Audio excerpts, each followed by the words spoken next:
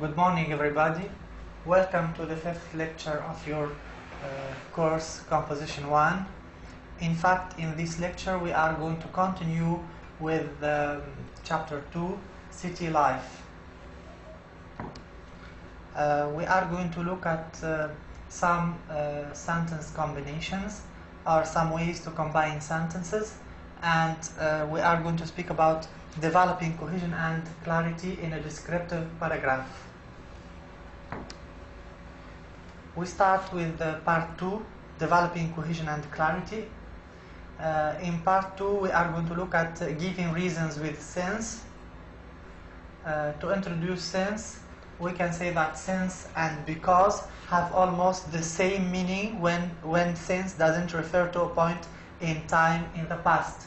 So if since doesn't refer to a point in time in the past, or to a point in time in the past, it has the same meaning as because. They both express the cause. So because and since often introduce a dependent clause in complex sentences. So here, because and since introduce a dependent clause in a complex sentence or in complex sentences, and they always express the cause. Okay, we mean by dependent clauses that have subjects and verbs, but they cannot stand by themselves. So here, dependent clauses are clauses that contain a subject and a verb, but cannot stand alone. Example of a sentence in which we have since and we have a dependent clause. The first example is, since quite a few people in the neighborhood come from the Middle East, comma, there are many great Middle Eastern shops and restaurants. So here you can notice the punctuation. The punctuation is we use a comma after the dependent clause.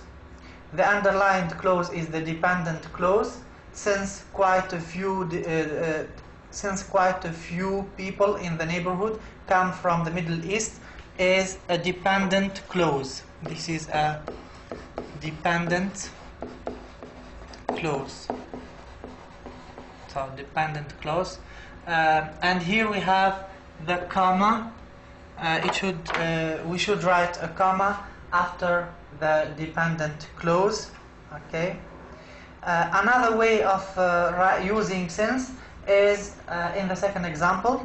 It says there are many great Middle Eastern shops and restaurants here, since quite a few people in the neighborhood come from the Middle East. Here we have the dependent clause in the second part of the complex sentence, and we don't have any punctuation marks before since or after it. So here we have no punctuation marks. No punctuation marks before or after since. Okay, so these are two ways of using since. We may use since at the beginning of the dependent clause, and when we finish our dependent clause we use a comma after it, or we may use since in the middle of the dependent clause, or in the middle of the complex clause, and we don't use any punctuation marks before or after it. So here we say that we have an exercise about using since. Exercise 1, page 32. If you open your book on page 32, in exercise 1, we have combining sentences using since. Combining sentences using since. It says, combine the sentences below using since. More than one answer is correct. So the example is number 1 is done for you. It says, many people have lived in my neighborhood for years. Full stop. It is a very friendly place. Here, if we use since, our sentence becomes, since many people have lived in my neighborhood for years, comma, it is a very friendly place. So this is one way of using since to combine those two sentences. Sentence number 2, it says my apartment is small, full stop. I have to keep it very neat. How can we combine those two sentences? Well, we can start with since. We can say, since my apartment is small, since my apartment is small, comma, I have to keep it very clean. So we combine the two sentences with since. The first part here is the dependent clause. Since my apartment is small is the dependent clause. And we said that after the dependent clause we have to use a comma just after it. We move to the two sentences number 3.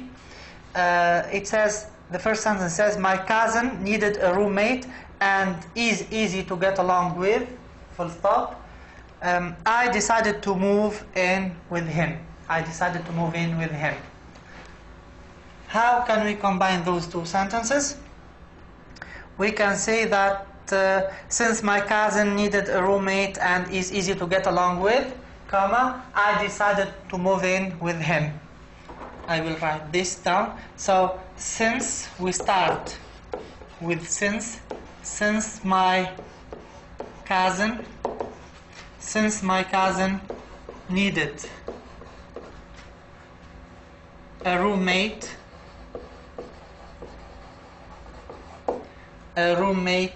and is easy to get along with, comma, I decided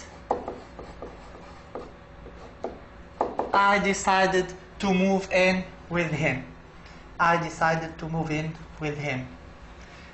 Number 4, the first sentence is, it is easy to get to know everyone in my dormitory, full stop. Only 40 people live in it. Here I think that since should be in the middle. Why? Because the cause is the second sentence. Only 40 people live in it. So we can say it is easy to get to know everyone in my dormitory since only 40 people live in it. So we write this sentence. It is easy to get to know everyone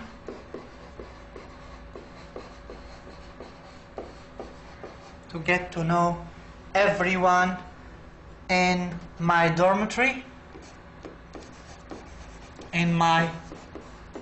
dormitory,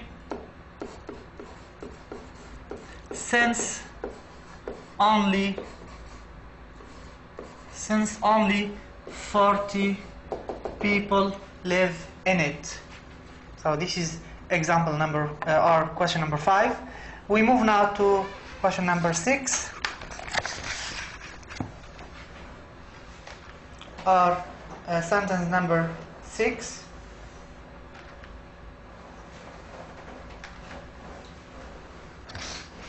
Number 6 in here is okay.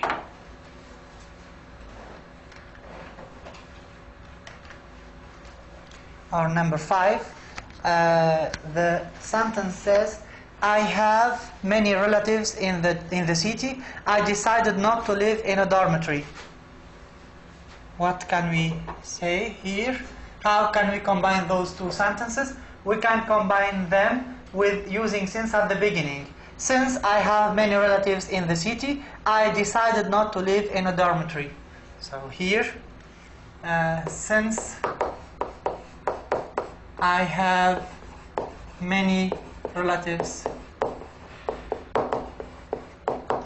in the city, comma, I decided to live, or I decided not to live in a dormitory. I decided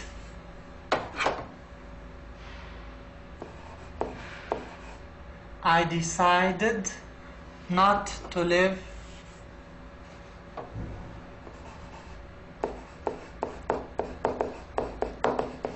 in a dormitory. Here, as usual, we underline the dependent clause. The dependent clause is, since I have many relatives in the city, and we use a comma after the dependent clause, I decided not to live in a dormitory. Good. So we will look at the correction of this exercise in the next slide. In the next slide, we will look at the correction of the exercise.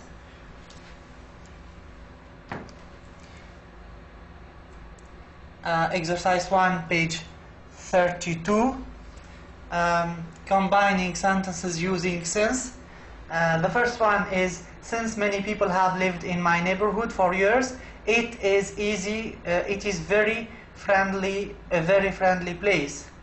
Number 2, since my apartment is very small, I have to keep it very clean. Number 3, since my cousin needed a roommate and is easy to get along with, comma, I decided to move in with him. Number 4, it is easy to get to know everyone in my dormitory since only 40 people live in it. Notice that when since is in the center or in the middle of the complex sentence, we don't use any punctuation marks before or after it. Number 5, since I have many relatives in the city, comma, I decided not to live in a dormitory. And here, as we said, this is the dependent clause. Dependent clause means a clause that cannot stand alone. It has a subject and it has a verb, but cannot stand alone. So this is a dependent clause.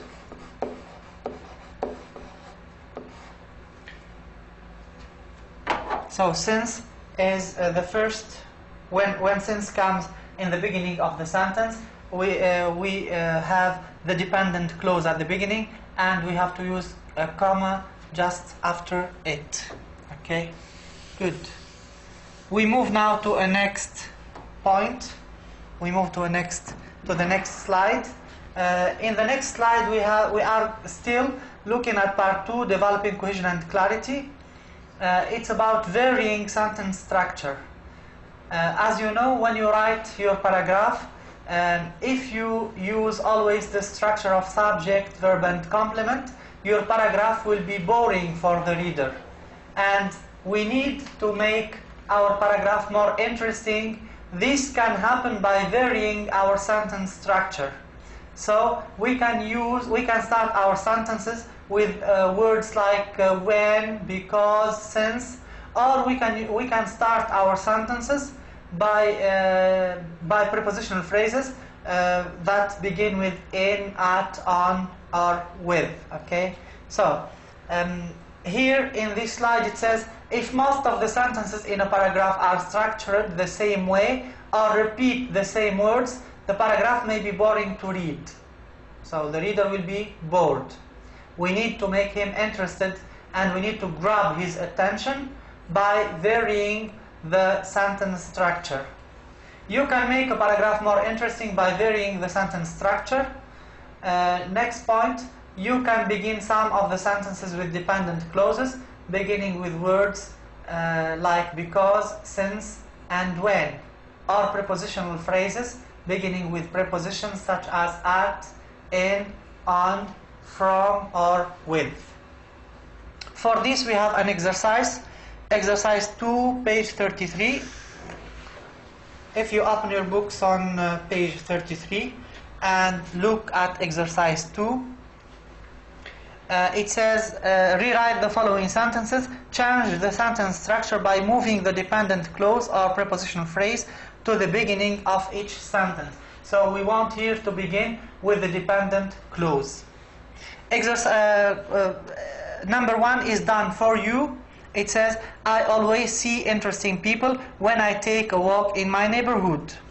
Instead of starting our sentence with a subject and a verb and a complement, we can start our sentence with the dependent clause starting with when. It says, when I take a walk in my neighborhood, I always see interesting people.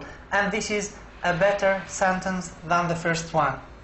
Number 2, it says, I never liked Chinese food before I moved to this neighborhood. How can we change this sentence and make it more interesting? We can start with the second part, here the dependent clause. We say, before I moved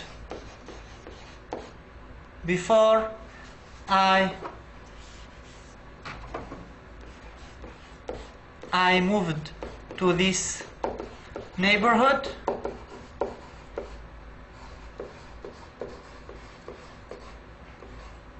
before I moved to this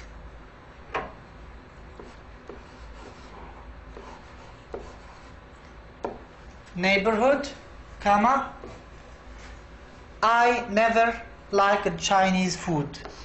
I never liked Chinese food.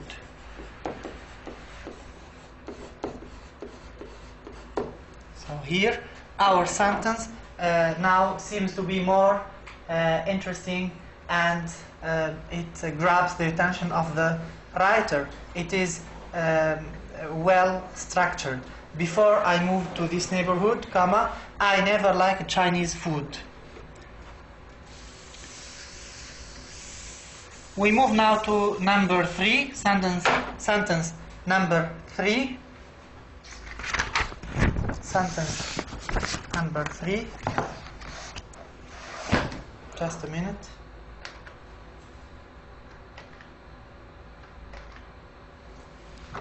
So it's on page 34, sentence number 3, page 34. The sentence says, I have become used to the sounds of traffic since I moved to the city. So how can we rewrite this sentence? We can just start with since. We can say, since I moved to the city, I have become used to the sounds of traffic. So we start with since. Since I moved to the city, since I moved to the city, comma, I have become used to the sounds of traffic. The sounds of traffic.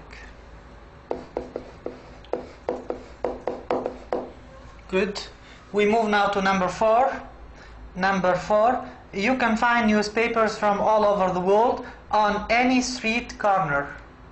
Here the dependent clause started with, or the prepositional phrase starts with the preposition on.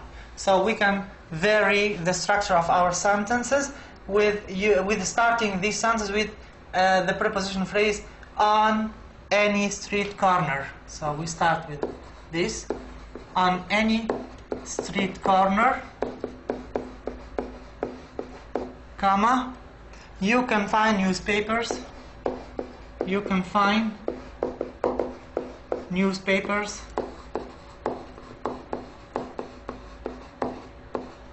you can find newspapers from all over the world, from all over the world.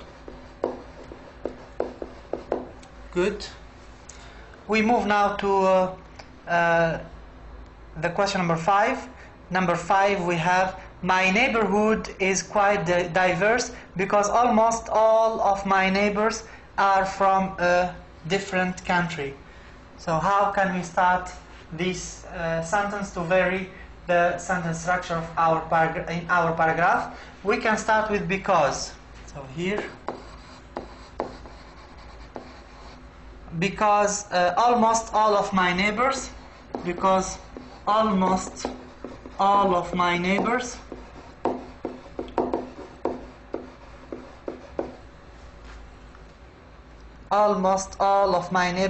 are from a different country,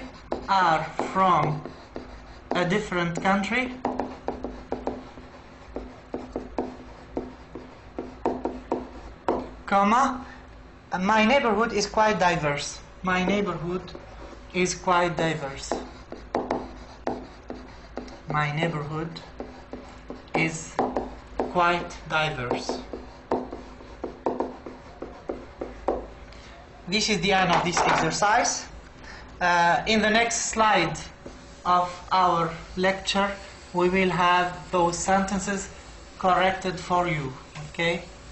So let's move to the next slide and see whether the sentences and see the correct sentences. So the next slide, we have the sentence as it is written. I mean subject, verb and complement, and then we have the sentence written in a different structure. Number one, I always see interesting people when I take a walk in my neighborhood. It becomes, when I take a walk in my neighborhood, comma, I always see interesting people. Number two, I never liked Chinese food before I moved to this neighborhood.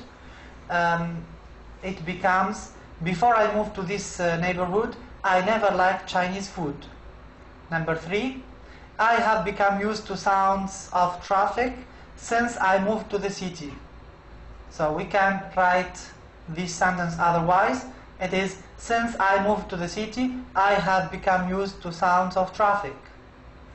Number four, you can find newspapers from all over the world on any street corner.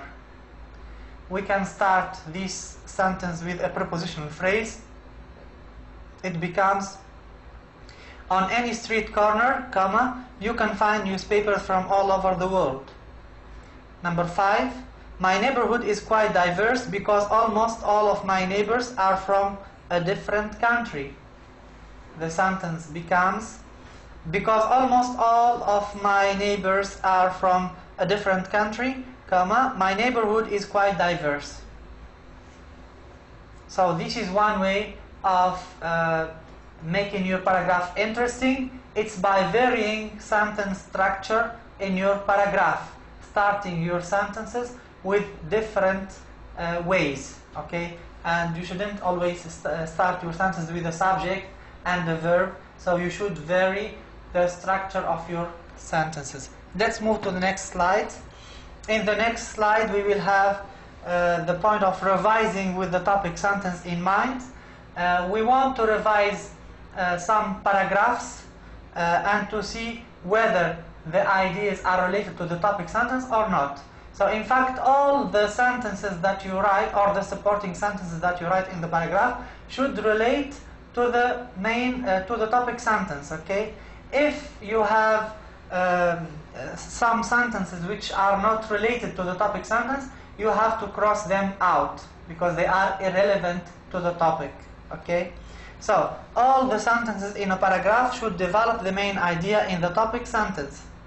If some of your sentences are not about the idea, you in your topic sentence change or delete those sentences. So you can either change them or delete them. We have an exercise on page 35. Let's look at exercise 1, page 35. It's in here. We have a paragraph.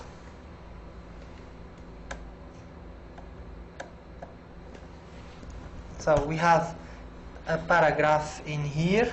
We are going to study the paragraph and see whether we can edit and revise it. Let's read the paragraph together. We live in an ordinary house on an ordinary street in an ordinary suburb, and I think it is terrific. Our house is now about 30 years old, but it looks newer. I used to live in apartments, first in Florida and then in New Mexico, but I prefer living in our own home. My house is like hundreds of other houses in the suburbs, one story and an attached garage. There is nothing special about the house, and it won't win any prizes for architecture, but it's perfect for our family. The kitchen is big and has new appliances, including a beautiful new dishwasher and a microwave oven. I don't like the heat, but we have air conditioning in the living room and bedrooms, so it is always cool. I don't know why some people I know don't like the suburbs. For the kids, there is a nice yard where they can play. It's very safe, so my wife and I don't have to worry. I am very thankful that we can afford this house and live our ordinary lives in it. This is our paragraph. We want to edit it for the topic sentence and for the supporting ideas. Okay, we are going to look at the topic sentence, whether it is a good topic sentence or not. If it is not a good topic sentence, we have to rewrite it, and then we are going to look at the sentences, the details that come after the topic sentence, whether they all relate to the topic sentence or not. If we have sentences that do not relate to the topic sentence, we have to get rid of them, or we have to remove them from the paragraph. So we start with the topic sentence. We live in an ordinary house on an ordinary street in an ordinary suburb, and I think it is terrific. Here we have 2 points. In this topic sentence, in fact, when we read the paragraph, we saw that the main ideas or the main details the writer is writing about are about his house. He spoke about how his house is an ordinary house.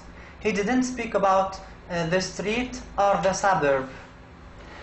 So we have to omit this part, on an ordinary street in an ordinary suburb. This part is irrelevant, and our topic sentence becomes, we live in an ordinary house, and I think it is terrific. So here, in a descriptive paragraph, we said that you have to mention the place you are going to describe. He is going to describe his ordinary house, and then you have, if you remember, you have to speak about your feelings in relation to that place. Here he says, and I think it is terrific. He thinks that his house is very good. Okay, so our house is now about 30 years old, but it looks newer. This is a detail which is related to the topic sentence. It shows how his house is ordinary. I used to live in apartments, first in Florida and then in New Mexico. This is an irrelevant sentence. In fact, this sentence shows that there is a change, and it doesn't relate to the description of the house. So here we have to omit this sentence. I used to live in apartments, first in Florida and then in New Mexico. But I prefer living in our own home. This is also related to the first sentence, so we have to delete it. My house is like hundreds of other houses in the suburbs, one story with an attached garage. This is a good detail describing the house, describing how the house is ordinary. Let's continue. There is nothing special about the house, and it won't win any prizes for architecture, but it's perfect for our family. He is also describing how his house is ordinary and how this house is not specific or is not a very nice house that will win a prize for architecture. Let's continue. The kitchen is big and has new appliances, including a beautiful new dishwasher and a microwave oven. This sentence is also related to the topic sentence. It supports the topic sentence, and it is detailed showing how his house is ordinary. I don't like the heat, but we have air conditioning in the living room and bedrooms, so it is always cool. I also think that this sentence is related to the topic sentence because it speaks about how his house is cool and it has an air conditioning like all the other houses. I don't know why some people I know don't like the suburbs. This idea is irrelevant. We cannot speak now about people who like suburbs or people who don't like suburbs. So here we are mainly describing the house. The writer is mainly describing his house, so he cannot speak about this point in this time of the paragraph. For the kids, there is a nice yard where they can play. It's very safe, so my wife and I don't have to worry. So these two sentences are related to each other, and they also describe how his house is ordinary, and they also relate to the topic of my house. I am very thankful that we can afford this house and live our ordinary lives in it. This is the concluding sentence. As we said that in the concluding sentence we can mention a personal reaction, and here in this concluding sentence the writer mentioned his personal reaction to the topic. Okay, personal reaction to the topic in a concluding sentence. So here we said that this is the topic sentence, or these are deleted. This is the topic sentence. This is the concluding sentence, and all of these are supporting. All of these are supporting details.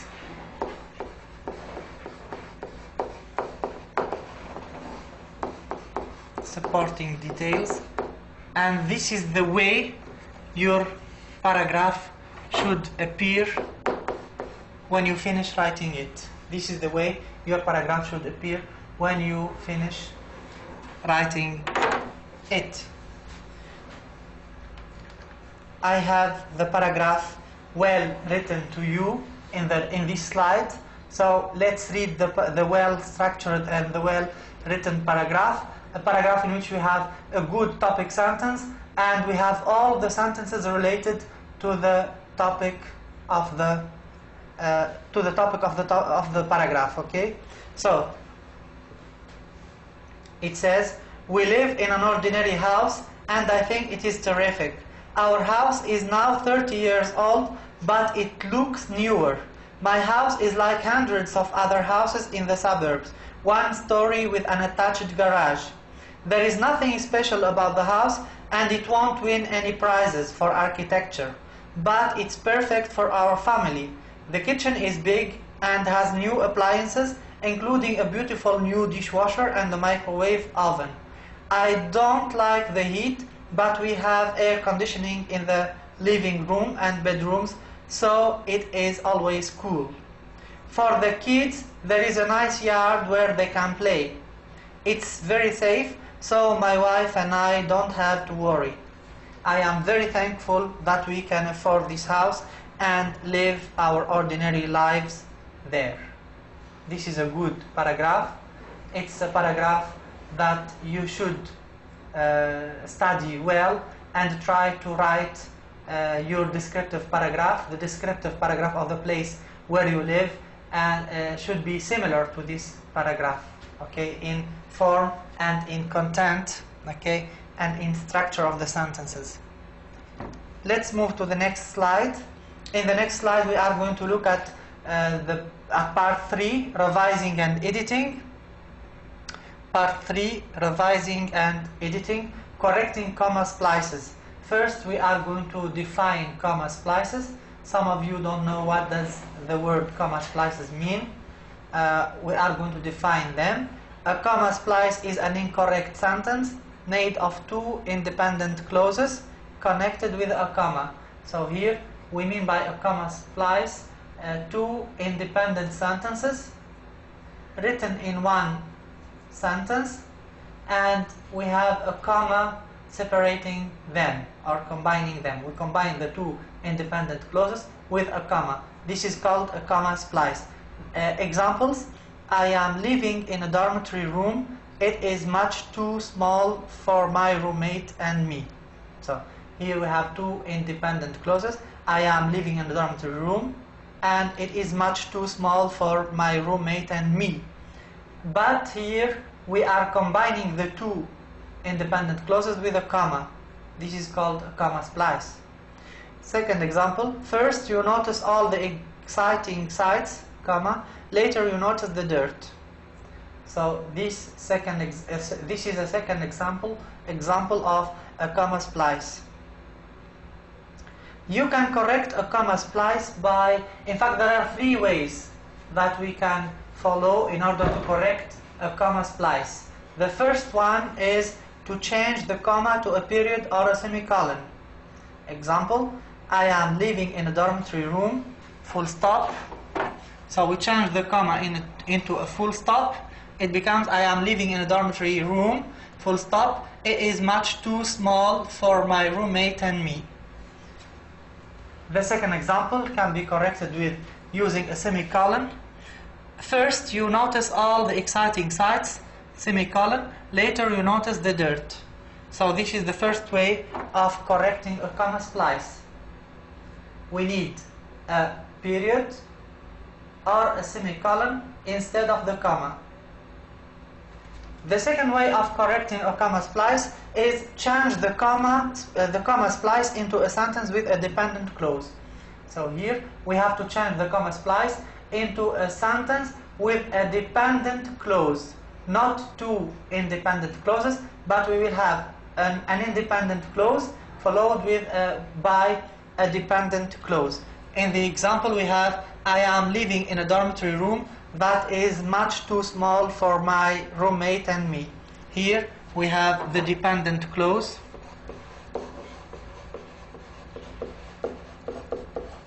Dependent clause.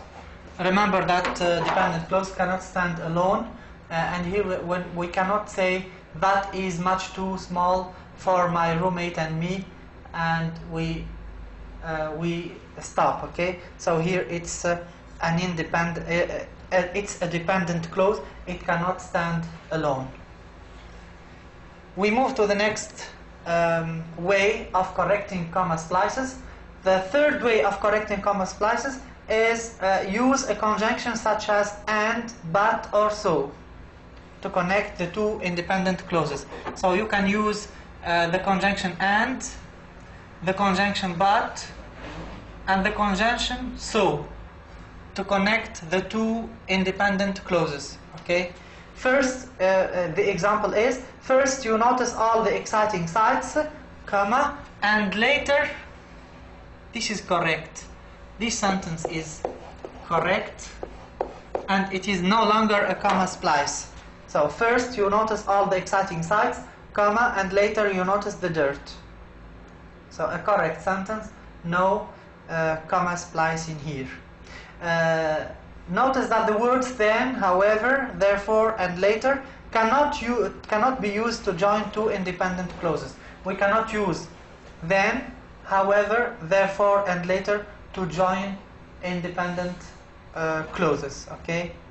We move now to an exercise on page 36, exercise 2, page 36. Let's do this exercise together. Exercise 2, page 36.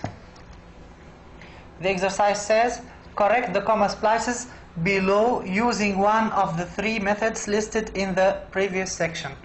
The first one is done for you. It is, my suburban apartment is big and sunny, comma, it has a living room with large windows filled with plants. We corrected this comma splice by changing the comma into a semicolon. So it becomes, my suburban apartment is big and sunny, semicolon. It has a living room with large windows filled with plants. Number 2. I have a roommate who is very happy, comma, she never washes the dishes and she leaves her clothes all over the apartment. Okay, so she leaves her clothes all over the apartment. Here we can use a full stop or a semicolon to correct the comma splice. So we can change the comma with a semicolon, for example. I have a roommate who is very happy, who is very sloppy, a semicolon. She never washes the dishes, comma, and she leaves her clothes and all over the apartment. Number 3.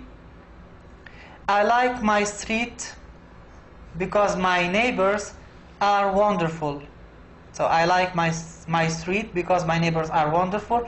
They will help anybody who is having problems. Here we can change the comma with a full stop, and we use a capital letter. So here we said that this comma should be changed with a semicolon, and here we said that we change the comma with a full stop. We use a full stop, capital letter, capital letter. So they will help anybody who is having problems. Number 4. First I painted my room a pale blue. Later I made new curtains. Here we have a comma splice. We can correct this comma splice with using a conjunction and. So here we can use and after the comma. So it becomes, and later I made new curtains. So here the sentence becomes, first I painted my room a pale blue and comma, and later I made new curtains. It becomes a correct sentence. Number 5. My favorite place to relax is the park, comma. It is up the hill from my apartment.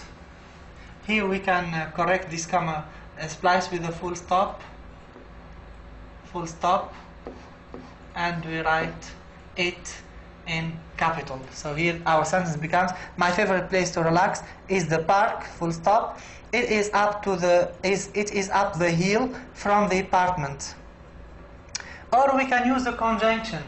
We can use a relative pronoun,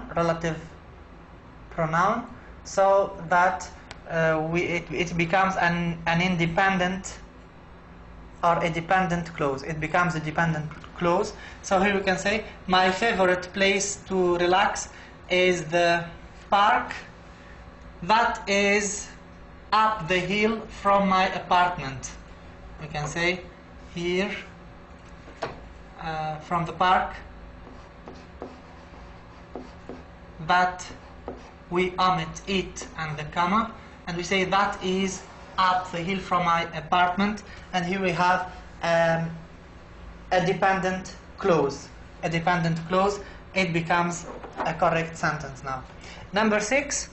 My street is dirty and noisy. However, it has many good restaurants, and many neighbors are friendly, and my neighbors are friendly.